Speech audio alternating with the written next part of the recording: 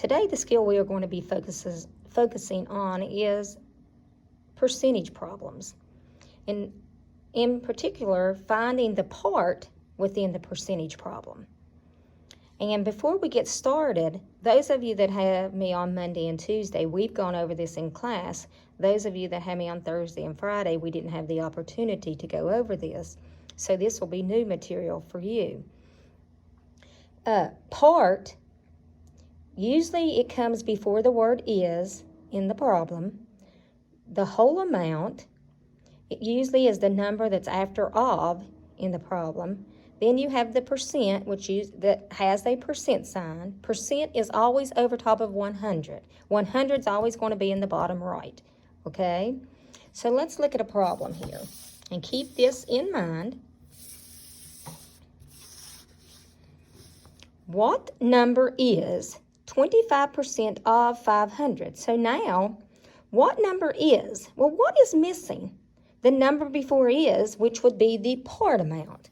So we're going to put what we call a variable, a letter that represents an unknown number. We're going to use P for part. Is 25%, well, it has a percent sign after it, so that's the percent inside the problem. So 25 is going to go on the right side, top right. Percent, we said, was always over top of what? What never changes, the 100. Okay? And of 500. So the number after of is the whole amount. So this is going to be 500. Okay? There's 3 different ways that we can actually solve this problem. You can go,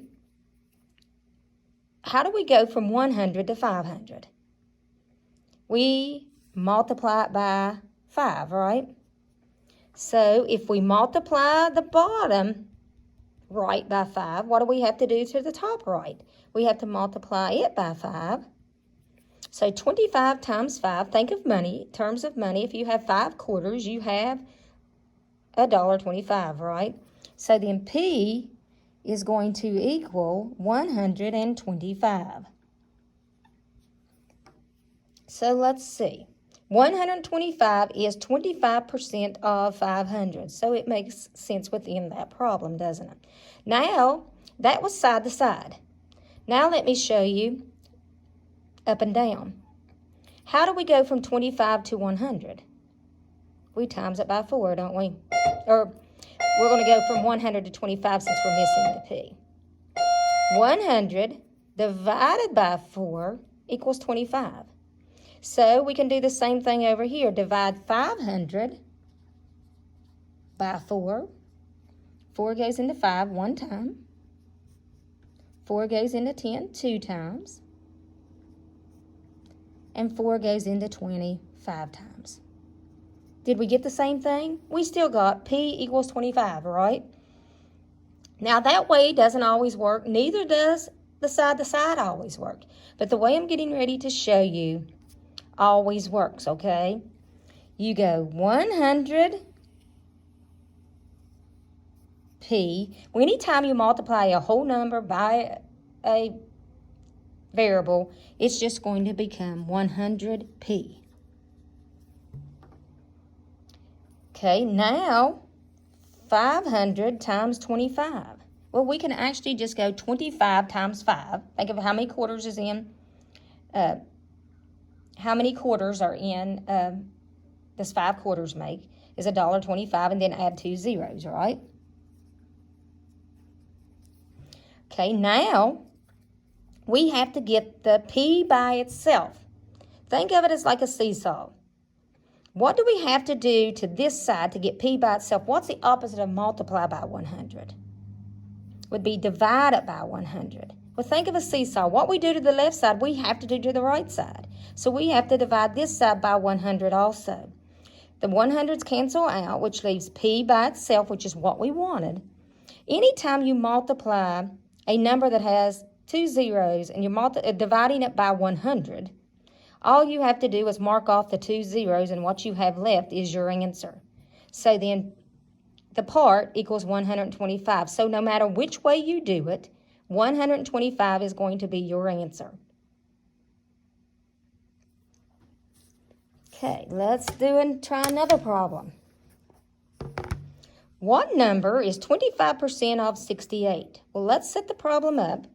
What number is 25% of 68? Well, we don't have the number before is, so we're missing the part again. 25% is going to go here. Percent's always over 100.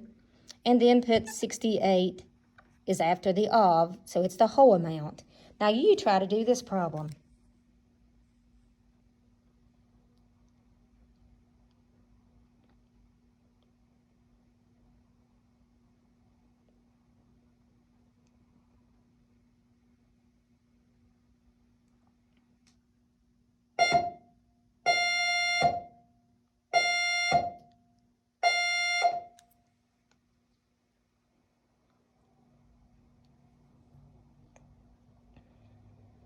Okay, let's look at it. We can do the up and down on this one. What do we do to the 100 to get to 25? Divide it by 4, right? So we have to divide the 68 by 4 to get this one. 68 divided by 4. 4 goes into 6 one time. 4 goes into 28 7 times. So P equals 17. Now, let's do it this way. 100 times P would be 100P equals 68 times 25. Well, 68 times 25. 8 times 5 is 40. 5 times 6 is 30, plus 4 is 34. 2 times 8 is 16, carry your 1. 2 times 6 is 12, plus 1 is 13. Which would be 1,700. Well, how are we going to get P by itself? Opposite of multiply by 100 would be divide by 100. So then you have to divide this side by 100. This cancels this out, leaves P on this side. Remember what I said, if you're dividing something by 100 and it has zeros on it, just mark the 2 zeros out and what you have is your answer. P equals 17, which is the same thing we have here. Okay? Now let's do this problem. What is 60% of 20? What is 60% of 20? Let's set it up. We don't know the part again. We know 60% is here over top of 100, as always. Percent's always over 100. Of 20, since 20 is after of, it's the whole amount. Okay, now this is one we can do side to side on. 20 times what is 100? 20 times 5, right? Or let's go, we got to go this way. 100 divided by what is 20? 100 divided by 5. Think of quarters, it takes 20, think of nickels, it takes 20 nickels to make a dollar, right? So then we have to divide this side by 5. And if you know your multiplication facts, 5 times 12 is 60. But if you didn't know your multiplication facts, you could divide it out. 5 goes into 6 one time. 5 goes into 10 two times. So P would equal 12. Now, if you do it this way, 100P equals 60 times 20. 6 times 2 is 12, and add 2 zeros. Get the P by itself, so divide this side by 100. So you have to divide this side by 100. Remember, just mark 2 zeros off, so P equals 12. Also, guys, shortcut way, if they're both bases of 10, like a multiple of 10, all you have to do when you're finding the part amount is take the 6 and multiply it by the 2, and that gives you 12.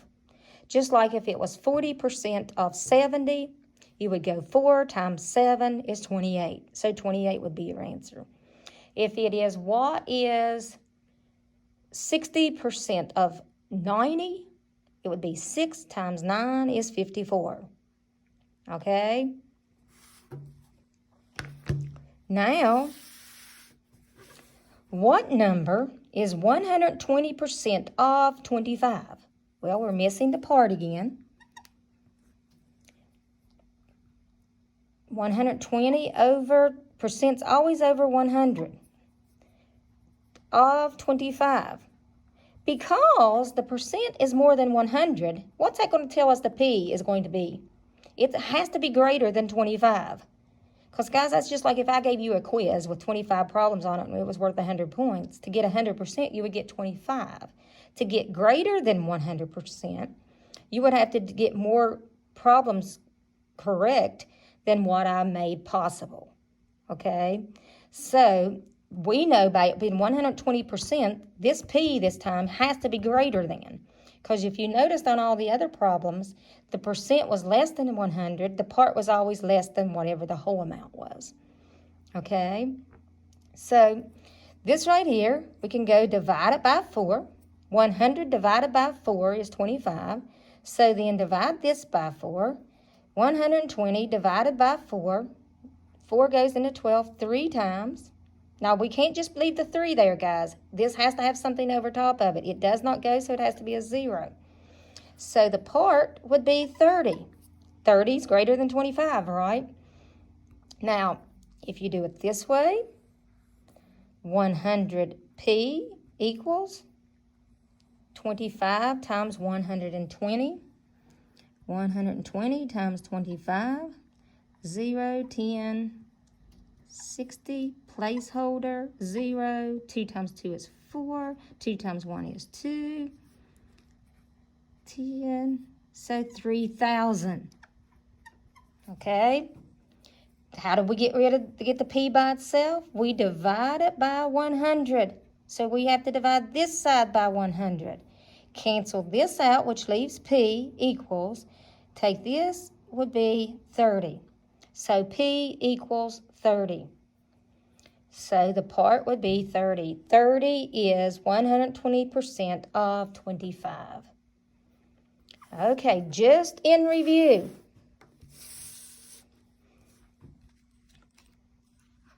And guys, you could go and you could change this to a decimal and multiply it, but I would rather you do this setting it up proportion way with an equation, because it will help you when it comes to the whole amount missing and the percent amount missing, because you're going to have to do it this way, okay? So if it is part, it's usually the number before is. The whole amount is usually the number after the word of, then percent over top of 100. Percent's going to have a percent sign over top of 100.